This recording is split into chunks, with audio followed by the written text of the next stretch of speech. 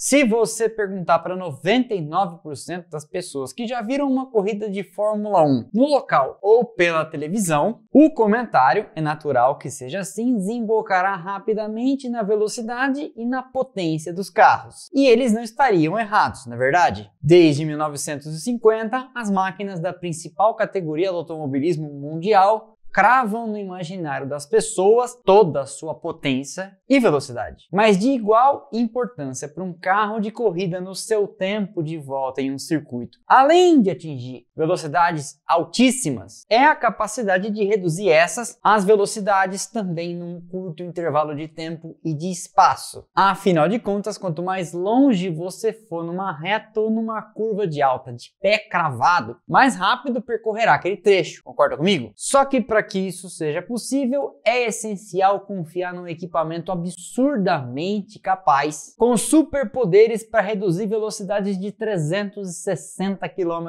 para pacatos 50 em 70, 80 metros. Já pegou o espírito, né? É dos freios da Fórmula 1 que nós vamos falar hoje no Splash and Go. Vamos lá!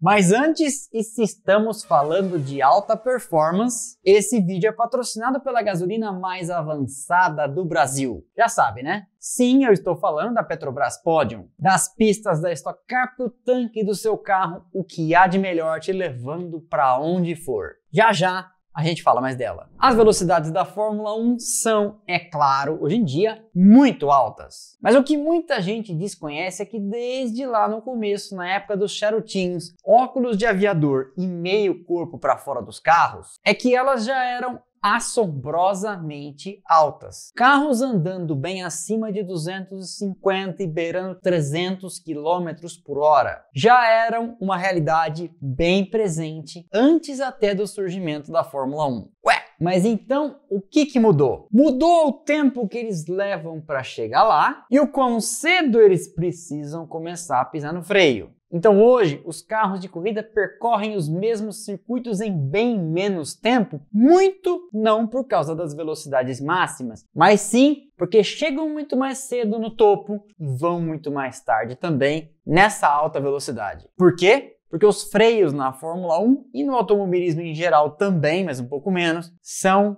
uma coisa brutal. Foi uma longa jornada para chegar aqui em relação aos sistemas de frenagem que a gente tem hoje. E no início da categoria, os freios não eram muito diferentes do que os carros de rua da época utilizavam. Até porque os carros, de uma maneira geral, eram eles também bem parecidos com os comercializados. E nesse começo o mecanismo utilizado eram os freios a tambor, que eu acho que é a mesma coisa que meu pai usava para referir-se aos de caminhões, campana. Você que entende de caminhões e está assistindo, se for a mesma coisa, tudo bem, se não for, me corrija. Os tambores, o próprio nome diz, rodam em volta do eixo e por dentro as sapatas de freio, como as pastilhas, só que expandindo com a pisada no pedal, que atritam então com essa superfície externa para fazer a força de frenagem. Esse é um mecanismo diferente dos discos de freio, que tem a pinça por fora mordendo o disco. Esses são os dois designs mais comuns utilizados em carros de rua até hoje. E se você procurar, vai achar exemplos deles por aí. No automobilismo, porém, os freios a tambor já foram postos em desuso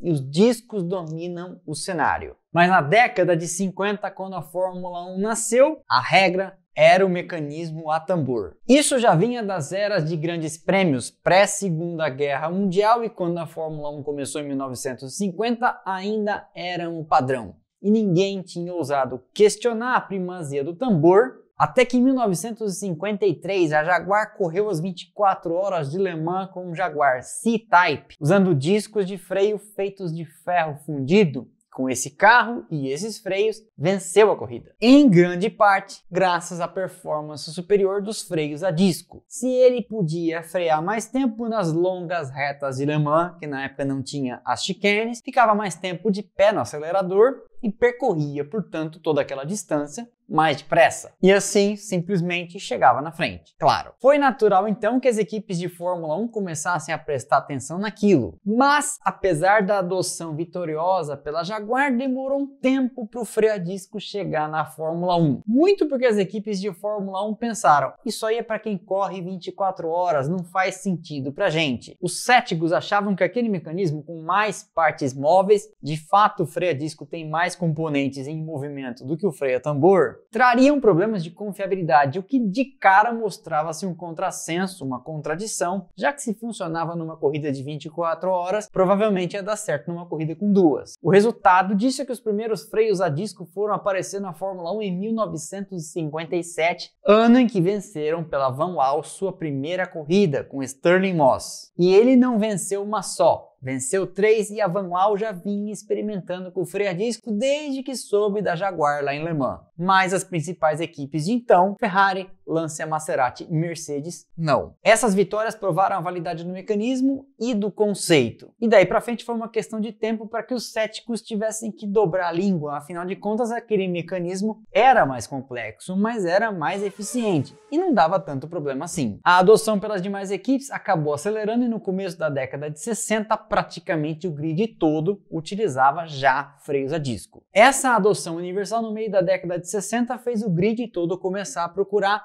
mais vantagens para extrair de um lugar onde até então ninguém olhava. O que dava a mais para fazer com os freios. Foi então que olharam para as pastilhas. Surge então nos freios algo que seria equivalente ao Ford Cosworth DFV na seara dos motores, a pastilha de freio DS11, que foi projetada por uma empresa especializada em fornecer peças para escavadeiras, mas justamente por isso aguentava o esforço que fosse. Apesar da origem improvável, o tempo mostrou que essas pastilhas eram exatamente aquilo que a Fórmula 1 precisava.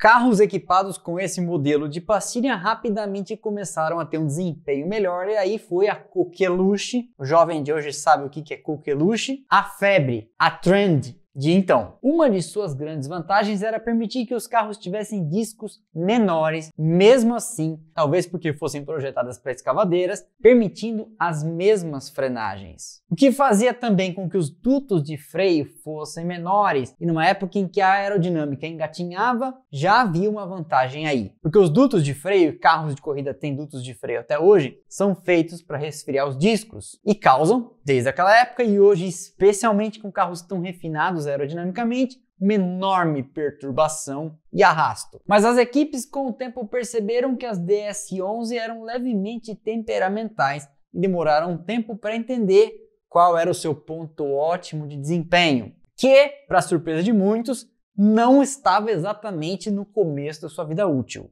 Era necessário que os carros fossem para a pista e diversas voltas fossem dadas até que a pastilha, entre aspas, amaciasse. E isso tinha que ser feito com os dutos de freio tampados com fita adesiva para que os freios aquecessem ao rubro e aí as pastilhas chegassem no seu ponto ideal para funcionamento normal depois. Por isso que na década de 60 e 70 você vê simpáticos adesivos em cima do volante avisando o piloto: novas pastilhas. Para ele saber que o componente tinha sido trocado e que os freios anteriores que lhe permitiam ser mais ousado não estavam mais no carro. O que, portanto, demandaria, é claro, uma condução mais vai na miúda. Uma vez amaciada, as vantagens da DS11 falavam por si só. E de 1961 a 1981, 20 anos, portanto, 265 de 267 grandes prêmios foram vencidos por ela. Nem o DFV, que entrou na Fórmula 1 em 68, tem um aproveitamento desses. Apenas o Grande Prêmio da França de 62 e o da Itália de 78, aquele do acidente de Ronnie Peterson, foram vencidos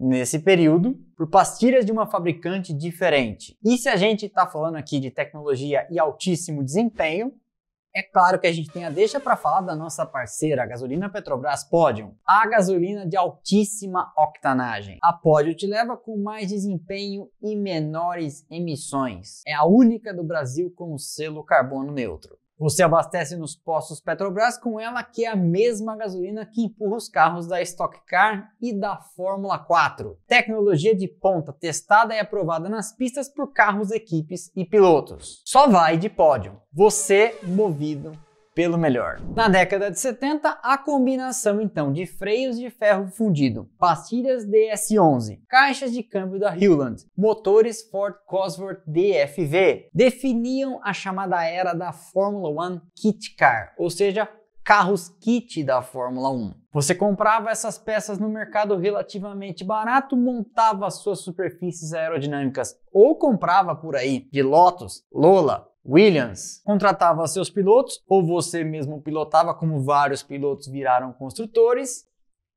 e ia tentar sorte. No entanto, e como tudo na Fórmula 1, isso não duraria para sempre, e no final da década de 70, os primeiros trincos no domínio da DS11 começariam a aparecer por avanços mecânicos e aerodinâmicos. Mecânicos por causa da chegada do motor turbo e aerodinâmicos por causa do efeito solo. Já falei dos motores nesse vídeo, da era do turbo nesse outro e de aerodinâmica em mais esse aqui. Todos os links você já sabe aqui embaixo na descrição. O que estava afinal acontecendo? Com os turbos, as velocidades eram cada vez maiores nas retas e a velocidade com que se chegava nas velocidades cada vez maiores também. E com o efeito solo, a velocidade de contorno de curva e o quão longe você podia ir de pé no acelerador demandava freios mais capazes. Com isso, as equipes precisavam então resolver um dilema. Os freios de repente tinham virado um limitador de desempenho. Algumas equipes como a Renault experimentaram caixas d'água para resfriamento do sistema, que depois dariam margem às trapaças, e em setembro o vídeo das trapaças vem aí. Mas foi justamente uma equipe que mexeu com a história das caixas d'água que viria com uma inovação que revolucionaria os freios na Fórmula 1. Os discos de carbono. A ideia era substituir a combinação testada e validadíssima da DS11 com discos de ferro fundido por discos feitos de um composto que incluía carbono e que era incrivelmente resistente às mais altas temperaturas. Em teoria, o sistema oferecia enormes vantagens, mas, em princípio, em teoria. Lembre-se, porque da teoria à prática sempre há uma curva razoável de aprendizado, que às vezes leva alguns anos. Mas afinal de contas, o que é o disco de carbono? Antes vamos voltar um pouco. O ferro fundido era um material que dominava a parada até ali, pelas mesmíssimas razões que fazem com que ele seja o material preferido para a fabricação de frigideiras. Ele não é um bom condutor de calor e ele é barato. Quando a pastilha encontra com o disco, aquele atrito gera calor, aquela força tentando parar o carro. Nem todo o calor é transferido, uma parte fica no disco. Isso significa, sem ir muito longe em tecnicidades, até porque eu não sou especialista em freios, que é fácil manter o disco de ferro fundido dentro de uma janela de operação, nem muito quente, nem muito frio. Os chamados freios de carbono, que não são os carbonos cerâmica usados em supercarros de rua, foram desenvolvidos num projeto em que o custo não era um problema. O Concorde, avião de passageiro supersônico desenvolvido por França e Inglaterra no final da década de 60 e começo da década de 70, e que depois voaria comercialmente, inclusive por vários anos, para o Brasil, e foi aposentado ali por 2002, 2003. No projeto do Concorde, a economia de peso era algo essencial. E de acordo com vários documentos que estão na internet, você verifica que só no conjunto de freios do Concorde, pelo uso de carbono, eles economizaram 600 quilos. Um avião que decolava na pista a mais de 400 km por hora precisava de um mecanismo de parada em caso de uma decolagem abortada. Logo, freios poderosíssimos estavam no cardápio. Mais uma vez a Fórmula 1 bebendo na fonte da aviação. Não demorou muito então para o carbono aparecer pela primeira vez num carro de corrida. A Brabham foi a primeira testando ainda na década de 70, quando José Carlos Patti era piloto por lá. Os primeiros testes tinham discos feitos de carbono mais aço. E a primeira vitória com um carro usando discos de carbono aconteceria em 1982 com a Brabham, pelas mãos de Nelson Piquet aqui no Brasil com a BT49B. Eu acho que ele foi desclassificado dessa corrida, não foi? A história da caixa d'água? As vantagens eram óbvias e no final da década de 80 todo mundo, mesmo das equipes menores lá do fundo, já usava carbono-carbono. E as vantagens do novo sistema eram música para os ouvidos dos engenheiros da Fórmula 1. Afinal de contas, freia mais dentro, não precisa de caixas d'água para o resfriamento, é confiável e bem mais leve. Não há dúvida que precisamos de freios de carbono. Um novo salto de desempenho vinha, portanto, mas, claro, levou um tempo até que o mecanismo funcionasse perfeitamente. Junto com a Brabham na década de 70, a Surtees, de John Surtees, por onde também tinha passado o José Carlos Patti, já vinha testando os freios de carbono. O desenvolvimento teve vários percalços, afinal de contas, temperaturas bem mais altas, da ordem de 700 graus Celsius, eram atingidas, o que acabava superaquecendo o resto do sistema, inclusive o fluido de freio, que cozinhava. A validade do conceito ficou evidente quando a Brabham, empurrada por um Cosworth DFV contra motores turbo, venceu algumas corridas em 82, porque apesar de menos motor, Piquet e Patrese podiam ir mais longe pisando no acelerador. E aí, dava para compensar a diferença. No entanto, a McLaren teve uma contribuição importante na adoção desse novo sistema, porque foi John Barnard, e ele fala isso no seu livro, que pensou numa solução para impedir que o calor dos discos contaminasse o resto do sistema, adotando titânio que não permitia que o calor passasse. Essa configuração foi instalada no lendário MP4-2 de Prost e Lauda em 1984, empurrada pelos motores TAG Porsche, que seria o primeiro carro da Fórmula 1 a vencer um campeonato com discos de carbono. Eles seguiriam evoluindo e a tecnologia dos materiais e dos furos para resfriamento começaria dali para frente a fazer a diferença. No início dos anos 90, em 92 e 93, a Williams testou pela primeira vez na Fórmula 1 freios ABS, na sigla em inglês Anti-Blocking System, sistema anti-travamento. E o FW15C de Alain Prost e Damon Hill naquela temporada de 93 já usava o sistema em corridas. 4 freios a disco comandados eletronicamente por um sistema que dosava a pisada e não permitia, então, as lindas travadas. Por causa dos freios de carbono, inclusive, tivemos acesso a lindíssimas imagens ao longo dos anos 80 e 90, exceto alguns períodos, como agora, infelizmente, em que os carros têm calotas, você não consegue ver os discos incandescentes nas frenagens. E foram discos incandescentes possivelmente fora de hora que deram a dica para um fotógrafo de que a McLaren em 97 e 98 estava fazendo alguma coisa estranha ou diferente com os freios. Já falei disso nesse vídeo aqui, link na descrição, das engenhocas da história da Fórmula 1. E na ocasião a McLaren estava usando um freio que freava mais de um lado do que do outro.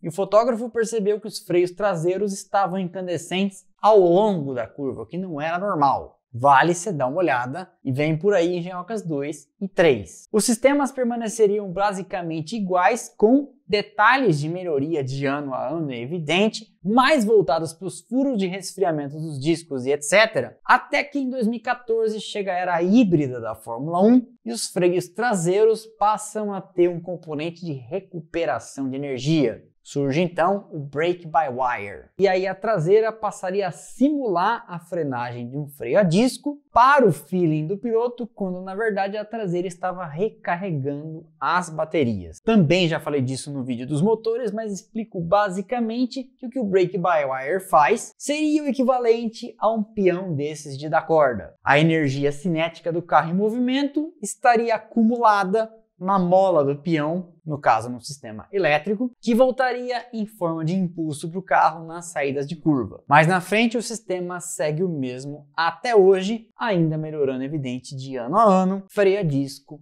de carbono. São vários os depoimentos e eu lembro de George Russell dizendo, na primeira vez que eu andei com um carro de Fórmula 1, o que me pareceu mais impressionante foram os freios, que ele descreveu a lá Everaldo Marques como ridículos. Lembro de um depoimento de Jarno Trulli dizendo: o freio de Fórmula 1 é diferente de todos, porque você passa da placa de 100 metros, mete o pé no pedal e por um instante nada acontece.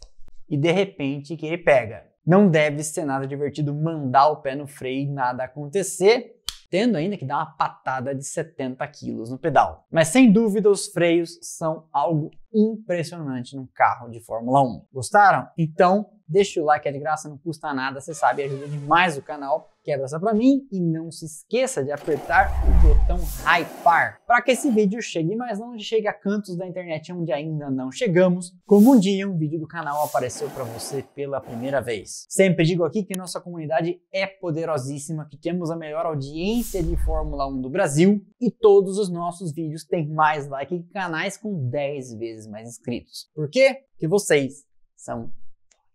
Inscreva-se no canal se ainda não for inscrito, siga a gente no Instagram, Twitter e TikTok, onde tem conteúdo a toda hora. Estão passando aqui os arrobas, os links estão lá embaixo na descrição. E aqui embaixo também estão nossos grupos de Telegram e de WhatsApp, onde você entra e passa a receber um recadinho assim que eu publico cada um desses vídeos. Beleza? Então é isso, valeu e aquele abraço.